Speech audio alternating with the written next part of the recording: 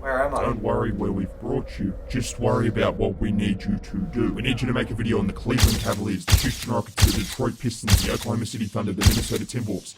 Where is the content? I can't talk about literally every team.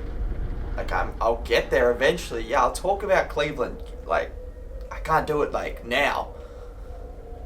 Can you, put that light away? I can't see a thing. I don't want to hear any excuses. It has to be done by today.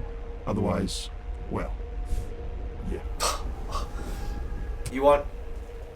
Okay, just put the light away, man. I'll make a video. Jeez. Why do you have to be so weird about it? All right. Let's talk about some basketball. At risk of this video going 25 minutes, which we don't want to happen, I'm not going to go into depth on every single one of the moves that I think these teams should make, but as you saw by the title, these are 15 moves, the moves of 14 teams that didn't make the playoffs, and what I think they should do this offseason. Just one move. Obviously, a lot of moves go into a good offseason. You get the point, though. I'm going to try my best to at least give some insight into what every team, in my opinion, should do, or at least consider doing. Anyways, what you should consider doing, if you want to, is dropping a like on the video, because that helps out a ton. These videos do take a little bit more time because, yeah, it's 14 teams to cover, so it takes a little bit more time, and subscribing to the channel if you're new would be much appreciated as well.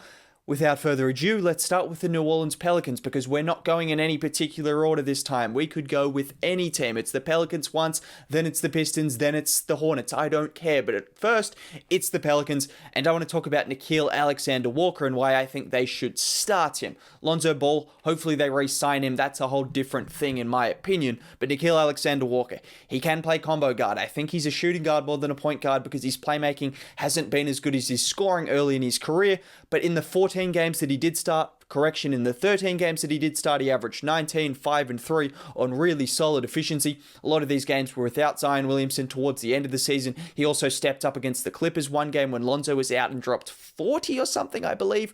I remember the game. I don't remember how many he dropped. He's had some big performances that I remember seeing. Watched a lot of Pelicans games. I was impressed with him defensively. He's got the size to be a 2. He's got the shooting capacity. He fits well alongside Zion and Ingram. And yeah, just start Nikhil Alexander-Walker. Bledsoe, come on, man. You've run that. It's done. Bledsoe is, if you're still having to hold on to him, that's fine, whatever, but start Nikhil Alexander-Walker. Then moving on to the Sacramento Kings, well, fire Luke Walton, but I guess if we're going to be more reasonable, re-sign Richaun Holmes. Again, there's a few things they could do and a few things that I would hope they do, but Richaun Holmes is someone who, he's just really that guy that you want as your center. He's just so solid, you don't have to go out and get another center. You've seen with teams, look at the Charlotte Hornets or look around the league, and you see with teams when they try to experiment or when they try to be a little bit different with their centers. I know the Hornets weren't exactly doing that, but you get what I'm saying.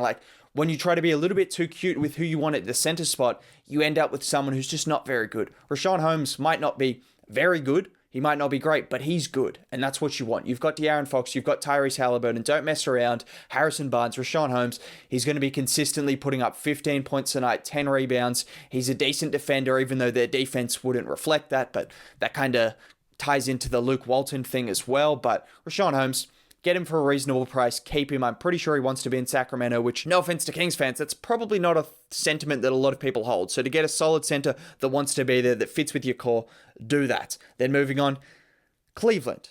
Just pray. Just pray. And I don't mean that in the way you might think. I mean, pray that you can get Evan Mobley, because I think he is the guy. I'm not really going to talk about draft prospects. This is the only one of the teams that I want to talk about with the draft, because I think he is huge for them. They've invested into Darius Garland. They've invested into Colin Sexton, Isaac Okoro. Larry Nance Jr. will be there. I'm pretty sure he wants to be there.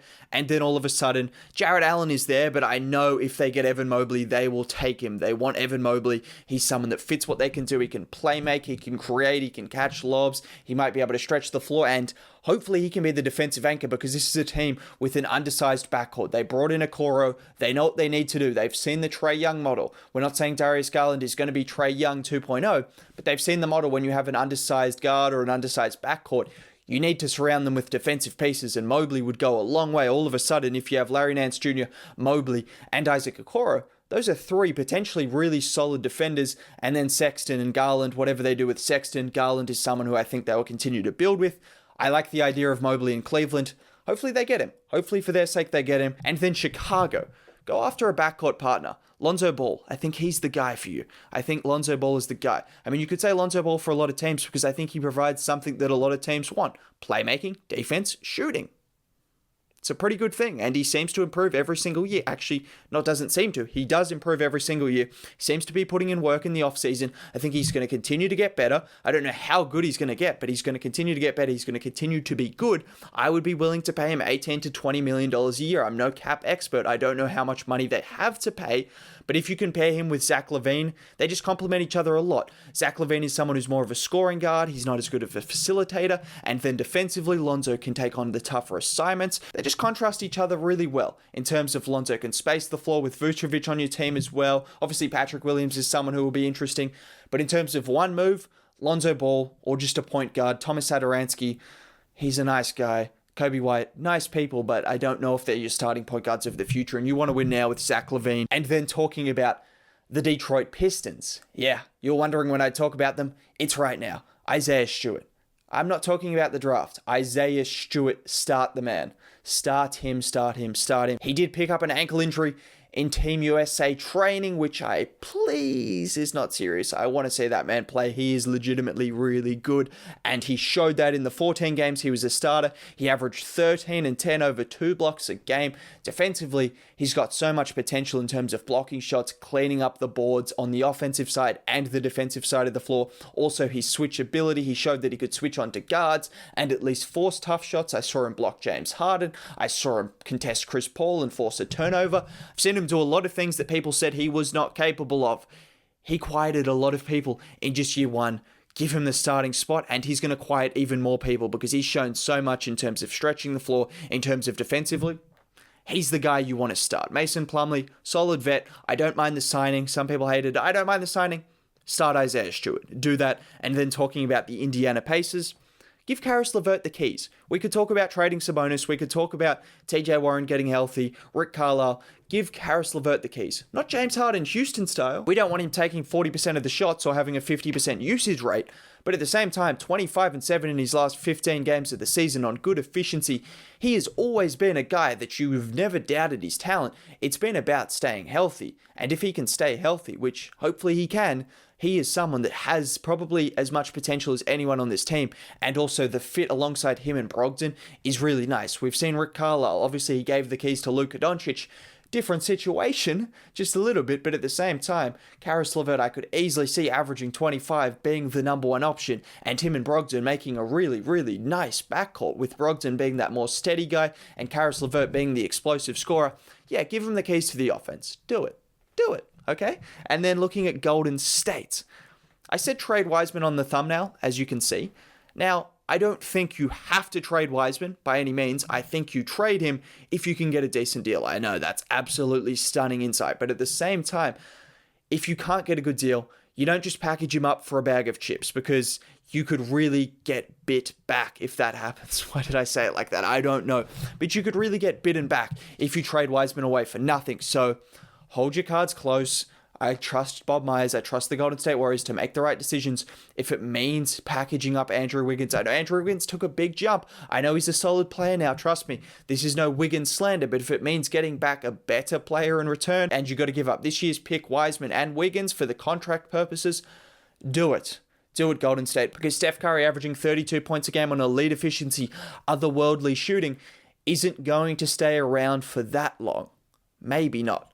I don't know with Steph Curry. That dude is not even human, so maybe it will, but don't take it for granted. Looking at the Raptors, speaking of another team with a high draft pick this year, again, we're not talking about the draft, let me reiterate that, but also talking about the draft. If they can't get Evan Mobley, they need to sign a center. They need a big man of the future. Aaron Baines was, wow, he was bad. He was terrible. He was awful. He was any of those words, any of those adjectives, anything you can do to describe bad. That was Aaron Baines. Unfortunately, my Australian brother, no, you were bad. So Aaron Baines is not the answer. Kem Birch, is he the answer? He's probably not the answer, but he's also maybe okay. Maybe he's a good stopgap. Maybe he's a good stopgap. You keep him there for a couple of years. Freddie Gillespie's under contract. I think he showed some signs as a shot blocker. Kem Birch, Maybe similar to Rashawn Holmes, not as good, but I think you see someone who's going to be solid in the right system. He's not going to make too many mistakes. He's got enough athleticism. He can catch lobs. He's got a little bit of a post game. Defensively, he's decent. He's good enough if he's the guy you go after. A Daniel Tice, one of those guys. Just get a solid center. Anyone better than Aaron Baines, that's who I'd be looking for. And then obviously their draft pick, that's a different story as well. So we're not going to get into that. Looking at the Orlando Magic, they've got a lot of things. They've got a lot of interesting things going on. I've talked about this with Orlando. I think they're an interesting team. And I think an interesting player on that interesting team is Mr. Mo Bamba.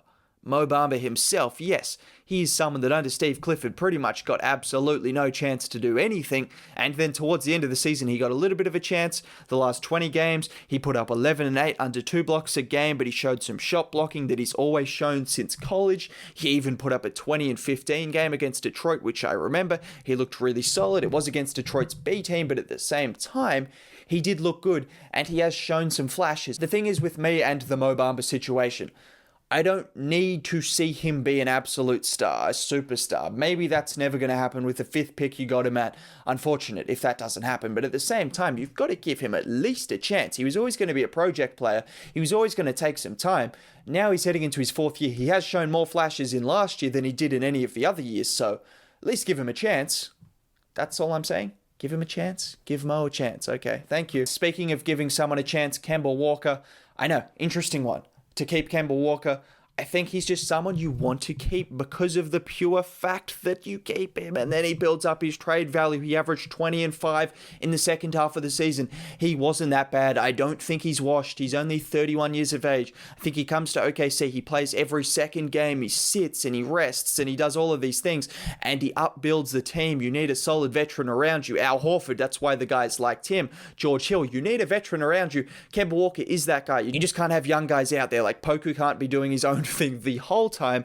A veteran's nice. He makes a lot of sense to keep, and I just think the Thunder could really build up his trade value again and then ship him off to a team looking to win a championship. Houston, again, straying away from the draft. I don't even need to say that at this point. No more draft-related stuff. I talked about the Cavs. That's it. But Houston, when it comes to Houston, I want to see that partnership with Christian Wood and Kevin Porter Jr. really develop. Those are the 2 most talented players on their roster as of right now. Those are the 2 most productive players. Those are 2 guys that in a pick and roll partnership, they could really be dominant. Christian Wood is someone who's an elite lob threat. He can pick and pop. He can pick and roll. He can do any of those things. He can hit those mid-range shots. And Kevin Porter Jr., if he wants to prove he can be a point guard, or at least prove he can be a primary ball handler, this is a really good chance to show it with Christian Wood as a really ideal pick and roll partner. He makes it pretty easy for you.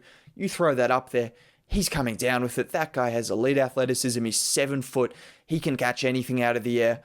Christian Wood, Kevin Porter Jr., let that partnership blossom, and I think you could expect big things from those guys, maybe 20 points a game each coming into next year. I like the idea of that. Looking at Minnesota, speaking of a big and a guard combination, Anthony Edwards and Karl Anthony Towns, give them the keys. Give them the keys to the city, to anything, because those are the guys that you want building around your team. You became a decent offense in the second half of the season after Chris Finch was hired. Actually, I'm selling you short. You became a good offense. You were a top 10 offense in the second half of the season. Anthony Edwards was a really, really productive player in the second half of the season, averaging 24 and 5. Towns got back to what he does best. He can facilitate. He can shoot. He can do anything on the offensive end of the floor. That's why it comes down to the defensive end of the floor and signing someone or trading for someone that can make an impact there, because the offensive talent is undeniable right now. It's undeniable. Even just with Towns and Edwards, and you package up D'Lo or Beasley or any of those guys, those 2 have enough offensive talent to at least make you a decent offense. It's about getting some defensive help. McDaniels is a start, but he's not the be-all and end-all. Ben Simmons would be nice. I don't know, go after someone that's going to be a good defensive player that can guard multiple positions. Easier said than done, but do it. Well, that's my move for you. And then looking at the San Antonio Spurs and the Charlotte Hornets to round it out, let's talk about San Antonio. Let's talk about a stretch big. I guess we just talked about one in Karl Anthony Towns, but Lauri Markkanen, he's someone, you might not have heard that name for a while, but Lauri Markkanen, I think he can still be good. 19 points a game in his second year, only averaged like 14 points a game this season. He shot 40% from 3 though. He's still got that strap on him. He can still shoot the three ball at a high volume, at a high percentage. He's someone that San Antonio have a lot of solid guys. They're in a situation where they can take a chance on someone like Lowry and hope he turns into more than a solid player. Hope he turns into an all-star, which I think he still has the potential, at least on the offensive end of the floor. And then defensively, San Antonio have some nice pieces with Pirtle, with DeJounte, with Keldon. So I think his defensive issues aren't going to be as prevalent, but his floor spacing, his shooting, his creation on the offensive end of the floor, I think he fits that team. I think you have a chance to take a chance on him. Do it, San Antonio. Spice it up a little bit. Spice it up. You've got some nice pieces. Add another one. Lowry will fit in nice in San Antonio. And then finishing with Charlotte, another big. A lot of teams need bigs, don't they? And I think Charlotte, they could go after one of those talented guys. Maybe one of those talented guys that are sitting on the peripheral of their team. Mo Bamba, Marvin Bagley, or maybe a senior guy like a Daniel Tice. But Mo Bamba and Marvin Bagley make the most sense. It fits the timeline with LaMelo Ball, Miles Bridges, Terry Rozier, Devontae Graham, PJ Washington. It's a nice timeline. Gordon Hayward, did I forget to mention him? Gordon Hayward, I just mentioned him. PJ Washington, that's not who I'm talking about. I'm talking about Marvin Bagley, and I'm talking about Mo Bamba. Both guys that could potentially be pick and roll and pick and pop threats with LaMelo Ball. Both guys that could potentially be lob threats. Both guys that bring offense. Mo Bamba probably has more potential, definitely has more potential defensively. Different things, but if you can get either one of those for a cheaper value than you would have got last year or the year before, I think that's a nice pickup. Charlotte are in a situation where they could draft a center. They could pick one up. I like the idea of trading for someone whose value is quite low right now and teaming him up with LaMelo Ball and what they've got going on in Charlotte. That's it. That's one move for every team in the lottery. Yeah, I'm out of breath. As I said, these videos take a little bit longer, so if you could drop a like on the video, if you did make it to the end of the video, shout out to you. Thank you for watching. Have a good day. Bye.